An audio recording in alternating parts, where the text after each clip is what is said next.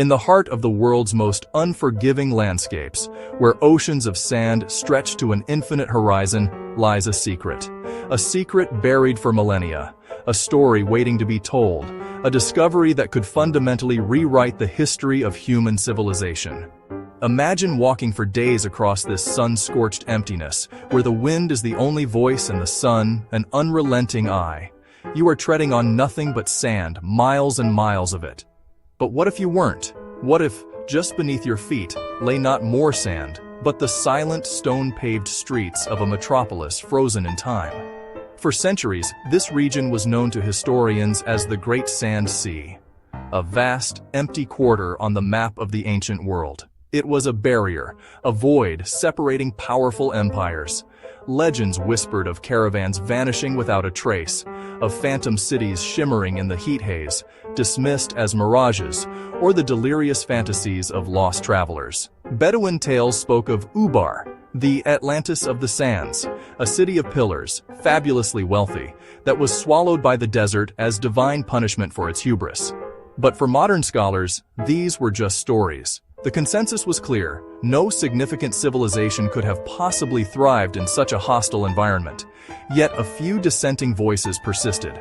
A British explorer in the 1930s noted peculiar linear patterns in the dunes that seemed unnatural, but his observations were lost to the archives. Decades later, a geologist studying water tables reported anomalous underground structures, but his data was dismissed as geological quirks. These were disparate clues, whispers in the historical record, easily ignored. Until now, the convergence of old legends and new technology has finally allowed us to see what was hidden in plain sight. The breakthrough came from a place our ancestors could never have imagined: space. Archaeologists, armed with declassified satellite imagery, began a systematic survey of the Great Sand Sea. They weren't looking for a city. They were mapping subtle gravitational and magnetic anomalies. Using specialized spectral filters, they could analyze how light reflected off the sand, revealing minute differences in composition and density. Slowly, painstakingly, a ghost image began to emerge from the digital noise. It was a faint, sprawling network of straight lines and right angles, utterly alien to the soft, flowing curves of the desert. The patterns were vast, covering an area of several square miles. It was the architectural blueprint of a city, hidden beneath dozens of feet of sand. This was no mirage. This was a target. Guided by the satellite coordinates, an international team of archaeologists arrived on site.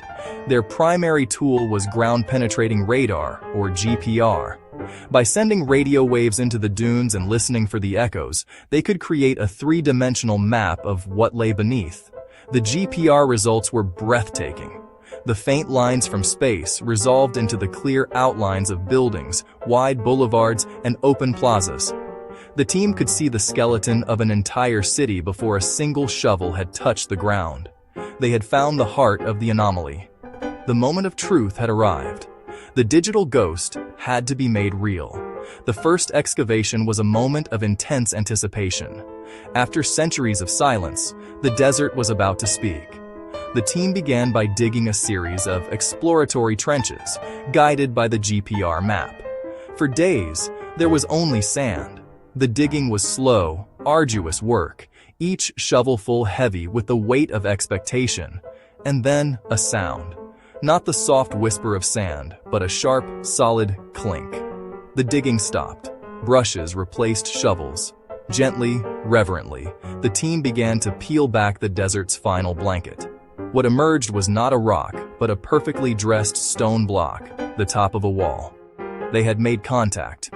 As the excavation expanded, the scale of the city began to reveal itself. The single wall became a room. The room became a building. The building became part of a sprawling complex surrounding a grand courtyard. These were not the mud brick huts of a simple outpost. This was sophisticated, monumental architecture, built to last and built to impress. And then they found the colors.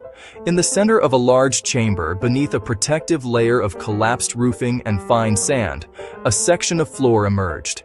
It was a mosaic of breathtaking complexity and vibrancy.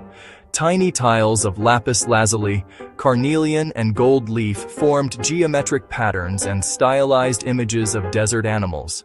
Such materials were not local. They were the hallmarks of incredible wealth and long-distance trade. The city was not just surviving in the desert. It was thriving. Every shovel now brought a new puzzle, a new piece of a forgotten story. Who were these people? The artifacts began to provide answers.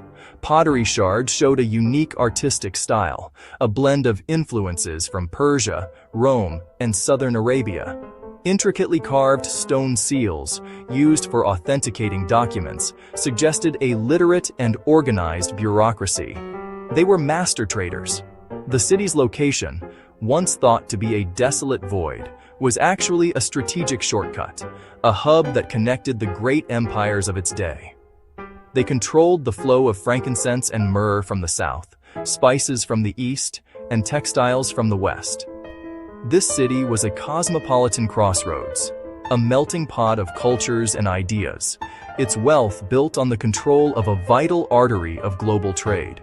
Their culture, as seen in their art and architecture, was a unique synthesis, proudly distinct, yet openly connected to the wider world. The evidence points to a society that had mastered its environment. Deep wells, lined with waterproof plaster, tapped into ancient aquifers. The city's layout was designed to maximize shade, with narrow streets and covered walkways creating wind tunnels that provided natural air conditioning. They were not just living in the desert, they had tamed it. But this prosperity raises the most profound question of all. If this city was so wealthy, so sophisticated, and so well adapted, why did it vanish? The excavation has revealed no signs of a violent conquest. There are no layers of ash and rubble from a great fire, no evidence of a final, desperate battle. The abandonment seems to have been orderly, almost peaceful. One leading theory is climate change. Analysis of sediment layers suggests the region experienced a prolonged, severe drought around the time the city was abandoned. The wells that were the city's lifeblood may have simply run dry. The delicate balance they had struck with the desert was broken. Another theory points to economics. New maritime trade routes may have opened up, bypassing the desert and rendering the city's strategic location obsolete. Its economic engine would have sputtered and died, forcing a gradual migration. Perhaps it was a combination of factors, a changing climate, shifting trade, and the ever-present encroachment of the sand itself. The people simply left, seeking new opportunities, and the desert, patient and relentless, moved in to reclaim its territory, burying the city so completely that it faded not only from sight, but from memory. What we see today is just the beginning. Less than 5% of the city identified by satellite has been excavated. Over the next few years, and likely decades, these layers of sand will become corridors of discovery. New technologies, like advanced LiDAR scanning and DNA analysis of organic remains, will help us piece together an ever clearer picture of who these people were and what their world was like. The challenge now is not just excavation, but preservation. Exposed to the sun and wind for the first time in 2,000 years, these delicate structures are incredibly vulnerable. The discovery of this lost metropolis is more than just a new pin on the map of the ancient world. It is a testament to human ingenuity, a warning about environmental fragility, and a humbling reminder that even the greatest civilizations can be swallowed by the sands of time. It forces us to ask, what other secrets, what other forgotten worlds still lie sleeping beneath our feet, waiting for the right moment and the right tools to be revealed, one grain of sand at a time.